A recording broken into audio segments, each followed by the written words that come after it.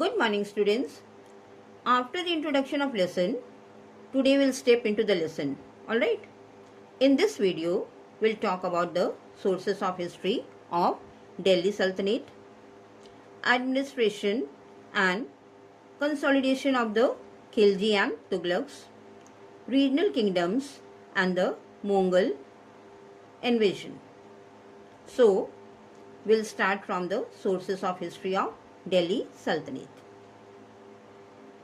From the historians, the accounts of foreign travelers and court chronicles or Tawrik, inscriptions, coins and architecture, we can get the information about the Delhi Sultanate. Alright? The court chronicles or Tawrik were written by the learned men. They were the secretaries, administrators, poets and the courtiers.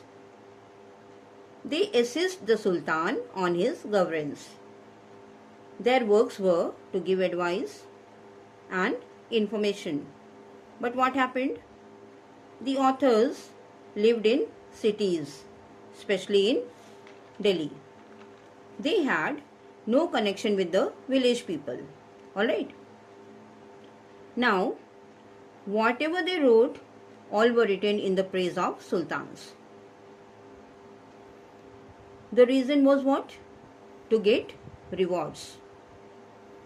They advised the sultans to preserve an ideal social order based on birthright and gender distinctions. Next is our administration and consolidation under the Khilji and Tughlaqs. During the time of Ghiyasuddin Balban, the central government had enormous powers over the provincial chiefs. This enhanced the position of the Sultan and had control over the nobility.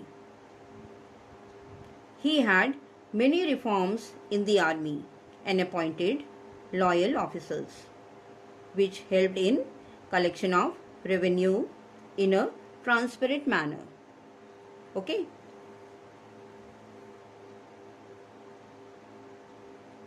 These all enabled Balban and his successor, the Khiljis, to defend India's borders against the repeated attacks by the Mongols.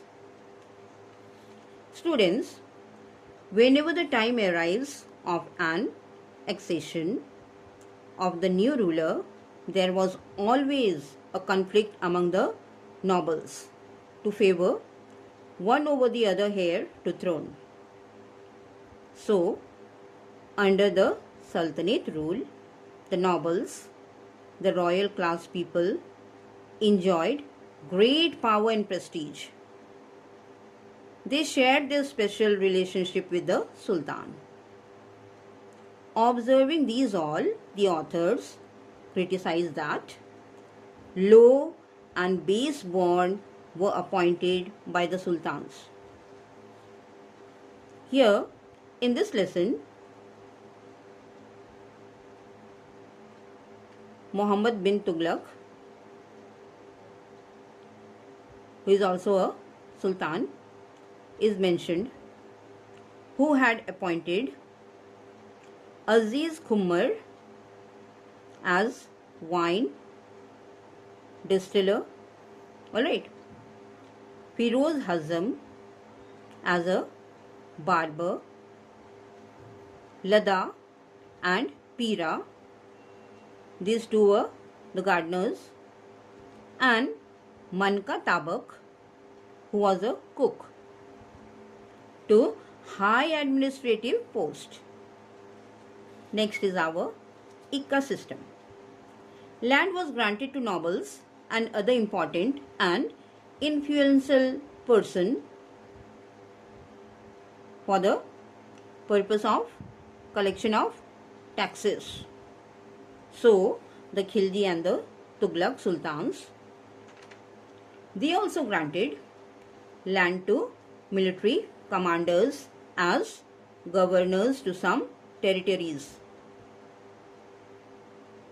This very grant of land was known as Ikka, and the people who controlled the land were called Ikadars or Muktis.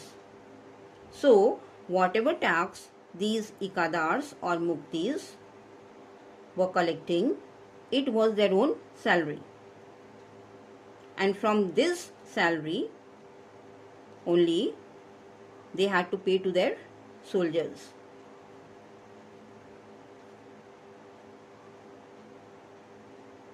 Now the administration. The Islamic rulers created a sound system of government structure. That was the chief minister, controller of households, minister of justice, officer in charge of royal household, account officer, officer in charge of expenditure, and officer in charge of communications and intelligence. Revenue collection. Revenue collection system was modified during each period to fulfill the requirements of particular ruler. Under Alauddin Khilji, the state brought the assessment and collection of land revenue under its own control. So, the people who worked on the lands remained very poor. Next point is our regional kingdoms. The province like Bengal and Gujarat often declared their independence soon after their annexation. The same thing happened in Deccan and southern India. Even in the Gangetic plains, the sultans could not penetrate certain forested areas, and they too remained under the rule of local chieftains.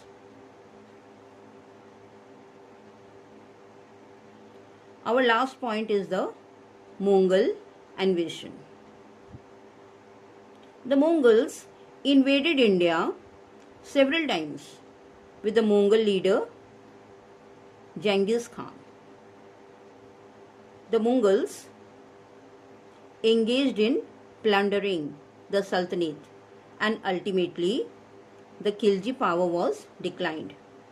The Mongols embraced Islam and settled near Delhi. After the Tughlaqs, Delhi and Agra were ruled by the Sayyids and Lodhis.